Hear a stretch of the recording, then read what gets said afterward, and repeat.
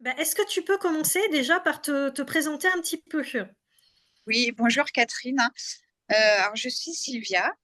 Je suis maman de 3 enfants, d'un bébé de 4 ans, toujours mon bébé, mais bon, et d'un de jusqu'à 20 ans. J'habite dans le sud, je suis mariée et je suis sophrologue et je fais à côté aussi des gravures laser, des moulages en plâtre et tout, à mes temps perdus, quoi. Voilà. Quelle était ta situation avant de rentrer dans la communauté? Alors, je pourrais dire que ben, j'avais des doutes sur l'hypersensibilité, euh, mais c'était pas acté, on va dire. Avec l'échange qu'on a pu avoir, justement, ça m'a confirmé que j'étais hypersensible et ça m'a ouvert les yeux. Ça a permis aussi de dire, bon, ben, Sylvia, tu es hypersensible. OK, maintenant, comment tu vas gérer ça dans ton quotidien? Comment tu vas gérer ça avec tes proches et tout? Et ça m'a rassurée, ça m'a apaisée. Euh, J'avais des doutes, mais ça s'est confirmé, quoi. Tu peux nous expliquer un petit peu? Je sais que tu as vécu un burn-out aussi. Est-ce que tu peux nous expliquer ça un petit peu? Oui, donc c'était avant notre rencontre, donc c'était en 2000, c'était quoi, il y a 6 ou 7 ans, on va dire. Euh, j'ai fait un burn-out, j'étais assistante maternelle à l'époque et ben, j'avais des douleurs chroniques de sciatique. J'allais chez l'ostéo 4, 5 fois par an, je faisais des séances de kiné toutes les semaines. J'ai eu ces douleurs pendant bien 5, 6 ans. Et jusqu'au moment où bah, j'ai craqué, quoi. Voilà. Je me suis mise à pleurer sans raison en couchant un petit un jour qui était très énervé. Je sentais au fond de moi que j'arrivais plus à l'apaiser, tu vois, le calmer et tout. Donc, je dis, bon, je vais le coucher, je vais le laisser se calmer un petit peu avec le doudou et tout. Et je suis sortie. Là, j'ai fermé la porte et je me suis effondrée, en fait. Je me suis écroulée par terre. Je me suis mise à pleurer, j'avais la douleur du sciatique qui me faisait mal et tout. Et mon mari qui est venu, il m'a dit, mais qu'est-ce qu'il y a et tout. Et j'ai fait, mais en fait, je crois que j'en peux plus, quoi. Je crois que j'en peux plus, je sature. J'arrive plus à gérer, j'arrive plus à faire ce métier, je crois que j'en ai marre. Donc, je me suis arrêtée quelque temps. J'ai fait aussi des examens médicaux par rapport à ces douleurs de sciatique pour être assurée qu'il n'y avait rien de grave, hein. Et, Et en fait, pendant les semaines qui ont suivi, ben, on a eu une grosse frayeur parce qu'on m'a découvert une tumeur bénigne, hein, dans la hanche. Donc, on m'a dit que c'était sain, quoi. Il n'y avait pas de risque et tout. Mais du coup, on a tous flippé. Et je me suis dit, non, mais là, stop, quoi. Il faut que j'arrête, là, hein, j'en peux plus. J'en peux plus. Il faut que je prenne soin de moi. J'étais toujours à m'occuper des autres, toujours à faire tout pour faire plaisir à tout le monde. Et moi, je m'étais complètement oubliée. J'avais même occulté un peu ma famille aussi parce que en étant assistante maternelle, ok, je travaillais à la maison, mais je m'occupais plus de mes enfants pendant plusieurs années. J'ai été assistante maternelle pendant 8 ans. Mais pendant 8 ans, j'ai pas pu mener mes enfants à l'école, j'ai pas pu manger avec eux à midi, j'ai pas pu aller voir les spectacles de fin d'année et tout. Et, et je crois qu'en fait, ben, ce jour où j'ai craqué et puis cette annonce de tumeur, ben, ça m'a fait prendre conscience que ben, là, stop, là, il faut que je prenne soin de moi, il faut que je me reconnecte à moi-même, que je me recentre sur ce que je veux, sur ce que je suis aussi, et tout est parti de là, quoi, en fait, après. Donc, j'ai démissionné, j'ai arrêté ce travail, je me suis occupée de ma famille et puis je me suis posée à savoir ce que je voulais faire. C'est ce qui m'a menée après à vouloir être toujours dans l'accompagnement parce que j'adore m'occuper des autres, j'adore leur redonner le sourire. Pour moi, c'est ça, tu vois. Et, mais je veux plus être esclave de tout ça. Donc, je veux être à mon compte, je veux avoir du temps pour moi, pour mes enfants, pour ma famille, pour faire plaisir. Euh, voilà, pour plus revivre un burn-out comme j'ai vécu.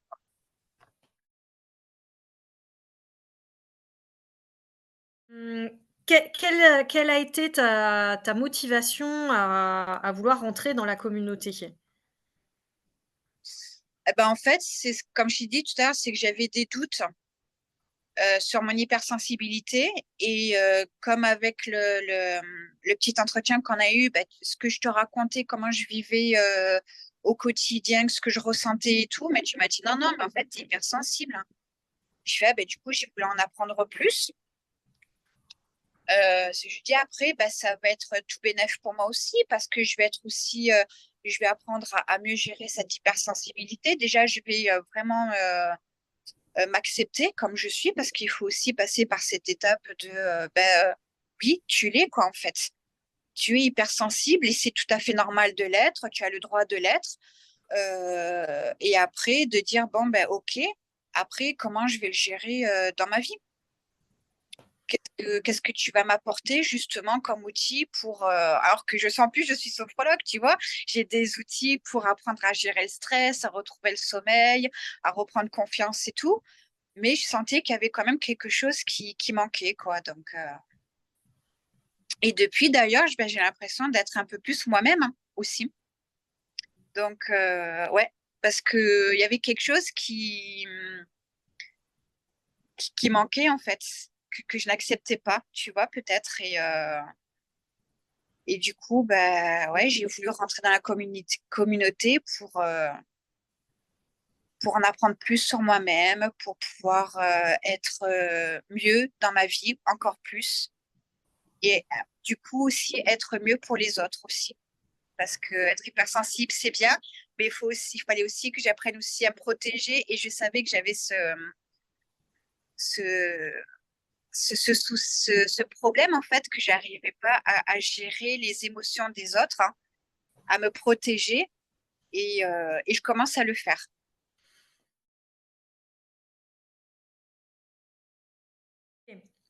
Et qu'est-ce que tu penses justement du programme des ateliers, de tout ce qu'on fait, dans la communauté?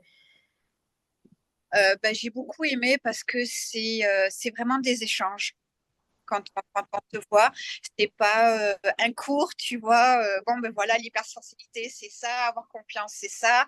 Voici tel ou tel outil, et puis après, débrouillez-vous, tu vois.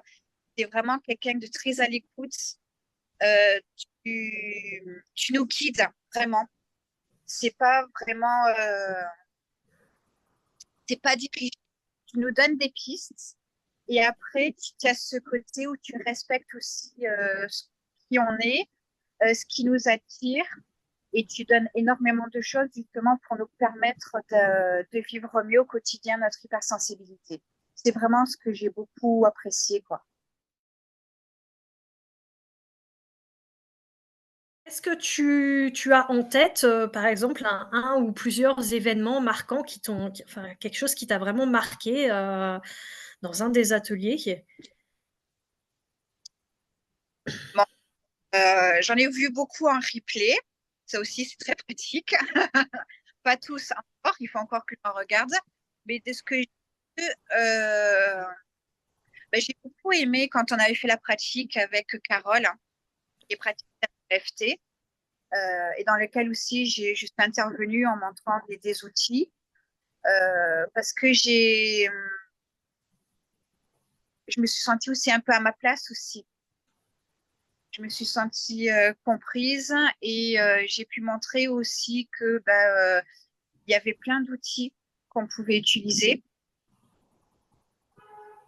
Ce que j'ai bien aimé aussi, il n'y a pas vraiment de, enfin, c'est pas vraiment un atelier en particulier, en fait, c'est tous. Hein. Parce que tu fais aussi, c'est un accompagnement qui est construit, qui est logique aussi. Parce qu'au début, tu nous expliques aussi comment ça se manifeste, qu'est-ce que c'est l'hypersensibilité, enfin, tu nous expliques tout. Et après, tu nous mènes au fur et à mesure vers des pistes. Et il y a un atelier que j'ai pas encore pu voir, mais que je prenne vraiment le temps de voir. c'est sur le nerf vague aussi. Tu vois, celui-là, je pense qu'il va beaucoup m'apporter aussi. Mais c'est un ensemble, en fait. C'est un ensemble. C'est tout l'accompagnement qui est bien fait et qui te permet justement de te poser des bonnes questions, de te faire évoluer, de te faire grandir, de t'apporter ce dont tu as besoin.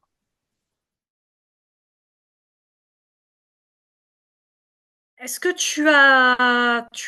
tu vois déjà des bénéfices sur toi? Oui, parce que je prends plus conscience des moments où je suis dans les émotions fortes, justement dans mon hypersensibilité. Donc, j'en prends plus conscience et je me dis, non, attends, là, là, ça va pas. Reprends-toi, recentre-toi sur toi, fais un peu de respiration. Tu vois, j'applique un peu les petits outils et tout. Et bon, ça va. Hop, comment je peux, tu vois, ça me permet justement de m'apaiser. Donc, ouais, je vois beaucoup de bénéfices en fait. C'est fou, hein, en peu de temps quand même, hein. Mais ouais, vraiment, le plus gros bénéfice, c'est que vraiment, je prends de plus en plus conscience de quand ça part en live, quoi. Voilà. Ce qui permet justement de m'apaiser. Et du coup, je prends de plus en plus confiance aussi en moi. Parce que je vois que j'arrive justement à repérer les moments où ça va pas, qu'après, j'arrive à me calmer, me canaliser, et après que j'arrive à faire ce qu'il faut derrière en étant plus juste, hein, émotionnellement, tu vois, en étant plus... Mais tout en me respectant aussi, tu vois. C'est le principal. Ouais, mais en tout cas, ça réussit, quoi. Donc, C'est le principal. Est-ce que ces changements que tu vois, ça a affecté, pardon, ta vie ou ton activité, professionnelle? Est-ce que tu vois des changements, des bénéfices pour ton activité pro, par exemple?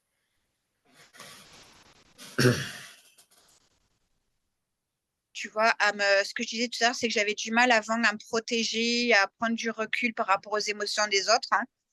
Ouais? J'arrive un peu plus à le faire. Et je vais y arriver en plus à force. Après, je dirais que c'est plus pour l'instant dans ma vie personnelle que je vois vraiment qu'il y a du changement, quoi. Voilà. Parce que OK. je suis apaisée. Donc, du coup, les relations sont plus apaisées aussi. Après, Ouais. pour le pro, je pourrais te dire ça dans quelques semaines, tu vois, par exemple.